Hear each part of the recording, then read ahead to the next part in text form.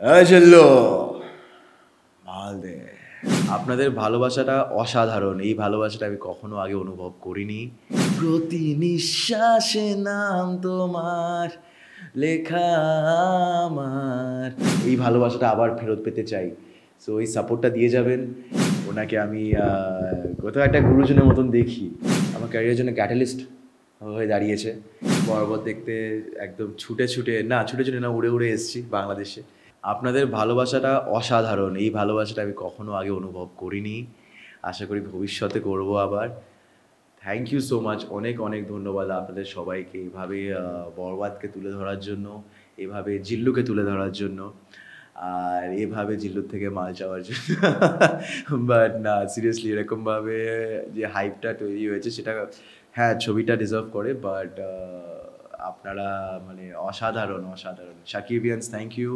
বাকি সবাই বাংলাদেশের সবার দর্শক যারা বরবাদকে দেখেছেন থ্যাংক ইউ, আর যারা যাবেন তাদেরকেও থ্যাংক ইউ। আবার আশা করি ভবিষ্যতে দেখা হবে। এই ভালোবাসাটা আবার ফেরত পেতে চাই। সো এই সাপোর্টটা দিয়ে যাবেন।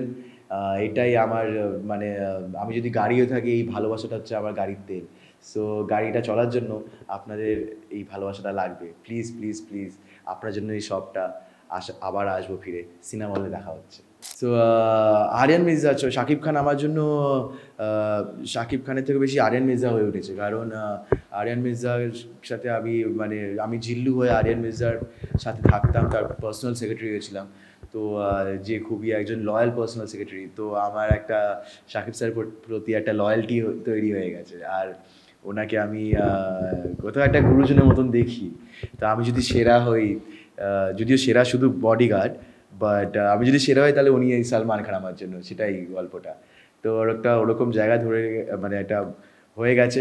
আর ইচ্ছা ছিল এই যখন এসছিলাম দেখা হবে, বাট চান্সেস খুবই কম। কিন্তু দেখা যাক, ইচ্ছে তো এখনও আছে আমার বসের সাথে দেখা করার। তো শাকিব স্যার প্লিজ, যদি আপনি সময় পান দেখা করি নাকি? Yes yes absolutely. আমি যা কাজ পেয়েছি, যতটা শিখতে পেয়েছি, যতটা মজা পেয়েছি, কারণ কি আমিও প্রচণ্ড মানে আমার কাছে কাজটা সব, সেটা ওনার কাছেও সেটাতে আমরা খুব ভালো রিলেট করেছি। সেটা জন্য আমি মানে সেটা যখন দেখি কি না, এই মানুষটি মানে প্রচণ্ডভাবে ডেডিকেটেড, আর প্রচণ্ডভাবে মানে কাজটাতে খুব প্রচণ্ডভাবে জড়িয়ে পড়েন উনি কাজটার সাথে। তো সেটার সাথে আমি রিলেট করতে পারি, আর সেটা আমি আমি মনে হয় না অন্য কোথাও পাবো। আর আমি যাদের সাথে কাজ করেছি, আমি যতগুলোকে টুকটাক যা কাজ করেছি, এই ডেডিকেশনটা আমি কখনো পাইনি এইভাবে, মানে ইনভলভমেন্টটা পাইনি। তো সেটা যখন ওনার থেকে আমি পাই, আমি নিজেও সেই ইনভলভমেন্টটা মানে দিতে সুবিধা হয়, ইনভলভ হতে সুবিধা হয়, আর সেইভাবেই আবার কাজ করতে আমি চাই। সো আশা করি সেটা খুব তাড়াতাড়ি হবে। বরবাদ আমার ক্যারিয়ারের যদি আমার ক্যারিয়ারের জন্য ক্যাটালিস্ট হয়ে দাঁড়িয়েছে। তো সেটার আরও টের পাবো ভবিষ্যতে, আরও একটু রিসেন্ট ফিউচারে গিয়ে। বাট ইয়েস, কিছু হোক না হোক, আমি খুব গর্ব করে বলতে পারি, আপনি বরবাদ দেখেছেন তো, ওইখানে আমি জিল্লুটা করেছি। উনি তো প্রচণ্ড মানে উনি উনি সবসময় চান একটা সিন যখন ডিরেক্টর বলে, তারপরে ডিরেক্টরের সাথে বসে তার সাথে যারা যারা আছেন সবার সাথে, তার সাথে যারা যারা আছেন সবার সাথে মানে মিলেমিশে একটা ইম্প্রোভাইজ করা, সিনটাকে আরও কীভাবে ভালো করা যায়। তো আমি তো পুরো চুপচাপভাবে খালি ওনাকে ফলো করছিলাম। মানে এত বড় একজন স্টার, এত বড় তারকা একজন এসে মানে তার প্রসেসটা কী এটা জানার জন্য। তো ওনার প্রসেসটা হচ্ছে পুরোপুরি নিজেকে সিনের মধ্যে ঢেলে দেওয়া। সেটাই হচ্ছে ব্যাপার। তো সেটা শিখলাম, আর ওই ব্যাপারটা আছে। তো উনি প্রায় প্রত্যেকটা সিনেই প্রত্যেকটা সিনে বলব না, বাট অনেক কটা সিনে, বেশিরভাগ সিনেই বলতেন কি, "না এটা চলো স্যাম, এটা এরকমভাবে করি, এটা এটা আমি এটা করতে যাবো, তুমি এটা করো।" তো ১ম খুব ভয়ে ছিলাম। তো ভয়টা কাটাতেও উনি সাহায্য করেছেন। তবে হ্যাঁ, এরকমভাবেই উনি অনেক মানে আমি জাস্ট ফলো করে যাচ্ছিলাম ওনার ইনস্ট্রাকশনস অনেক জায়গায়। আমি তো ক্যামেরার সামনে খুব রাগী দেখলাম, কারণ কি বরবাদের শুটিংয়ে আমরা ছিলাম। তো আরিয়ান মির্জা খুব রাগী চরিত্র, খুব একটা ইম্পালসিভ একটা চরিত্র। বা ক্যামেরার বাইরে খুব হাসিখুশি, খুব ঠান্ডা মেজাজের। মানে আমি যতদূর দেখেছি খুব আমার সাথে খুব চিল ছিল। যিশুদা যখন এসেছিলেন, যিশুদার সাথে অনেক আড্ডা, হাসি ঠাট্টা। তারপরে আমরা সবাই যখন একসাথে বসে যখন শর্ট রেডি হচ্ছে, আমরা বসে আছি, উনি সারাক্ষণ হাসায়, খুব মজা করেন, সারাক্ষণ জোক করছেন, এই করছেন। তো এমনি খুব খুব সুইট। ওনার মধ্যেও একটা মানে ওই একটা খুব চাইল্ডিশ ব্যাপার আছে, যেটা বোধহয় অন ক্যামেরা একটু ধরা পড়ে। ওনার যে একটা অরিজিনালিটি আছে, একটা ইনোসেন্স আছে, সেটা অ্যাকচুয়ালি উনি অন রিয়েল লাইফেও একটা খুব ইনোসেন্স একটা ওনার মধ্যে আছে, সেটা আমার খুব পছন্দ। আর বাকি অফ ক্যামেরা ওই একটা অরা বুঝতে পারবেন that he is a mega star, but উনি যখন ওরকম হাসিয়ে বা জোক টোক করেন না, তখন মনে হয় না মানুষই তো, এই ব্যাপারটা তখন একটা একটা ধাক্কা দেয় কি, আরে না আচ্ছা মানুষই, এরকম একটা ব্যাপার। বরাবর দেখতে একদম ছুটে না, উড়ে উড়ে এসেছি বাংলাদেশে। সো আমি দর্শকদের সাথে বরাবর দেখতে এসেছি, কারণ আমি ফেসবুকে তো অনেক কিছু দেখেছি, ফেসবুক, ইনস্টাগ্রামে, সোশ্যাল মিডিয়াতে দেখেছি, তো সেটা দেখে আর থাকতে পারিনি। হ্যাঁ, কি এই ক্রেজটা যে হচ্ছে, এটা আমি অনুভব করতে চেয়েছি।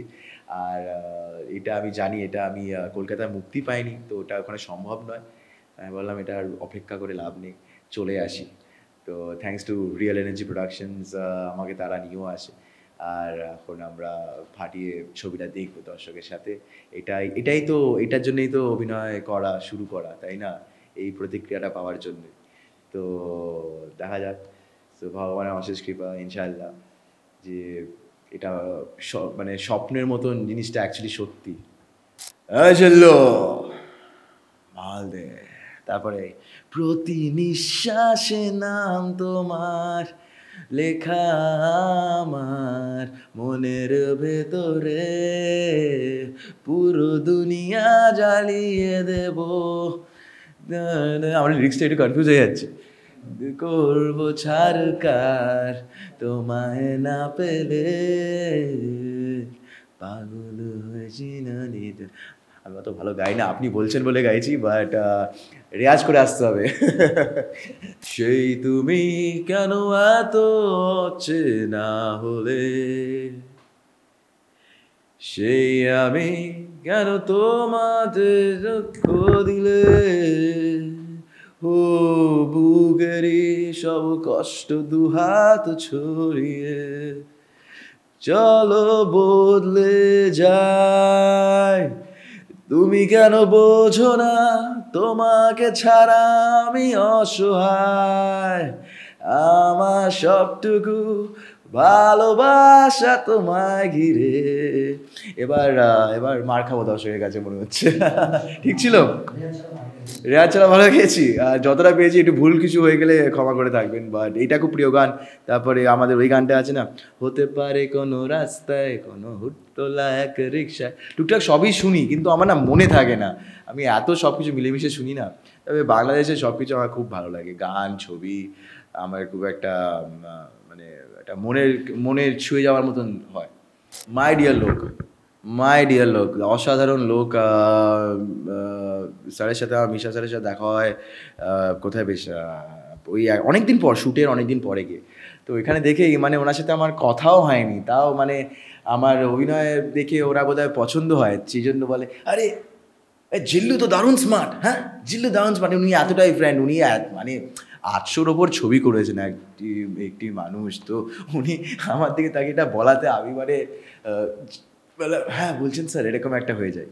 তবে তারপর অনেক সময় অনেক আড্ডা হয়েছে, অনেক গান টান নিয়ে, ছবি নিয়ে, দু দেশের অভিনেতা অভিনেত্রীদের নিয়ে কথা, গান খুব পছন্দ ওনার। তো এরকম অনেক আড্ডা হয়েছে। আর দারুণ লোক, দারুণ দারুণ মজার লোক, খুব সুইট একজন মানুষ। আরও 2-3 দিন কথা দেখা হয়, আরও আশা করি কাজ করব, আর আরও অনেক বেশি কথা হবে। আমার লক্ষ্য করার জন্য অনেক অনেক ধন্যবাদ। আমি জানি শাকিব স্যারের থেকে চোখটা ঠিক সরানো যায় না, তবে এই যে সরিয়ে 2-3 ঝলক আমি পেয়েছি, সেটার জন্য আমি খুবই কৃতজ্ঞ, আমি আপ্লুত।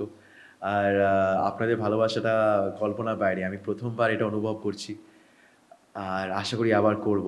কারণ এই ভালোবাসার একটা খিদে চলে এসেছে, আপনাদের এইভাবে এই ক্রেজটা, আমি মানে এটার প্রতি একটু লোভী হয়ে পড়েছি। তো আশা করি আবার আপনাদের এরকমভাবে এন্টারটেন করতে পারবো। আর জিল্লু বোধহয় না হলেও অন্য কোনো চরিত্রে ফিরে এসে একইভাবে ভালোবাসা অর্জন করব, আর আপনাদেরকে একই লেভেলে এন্টারটেন করতে পারবো। থ্যাংক ইউ সো মাচ, নমস্কার, সালাম।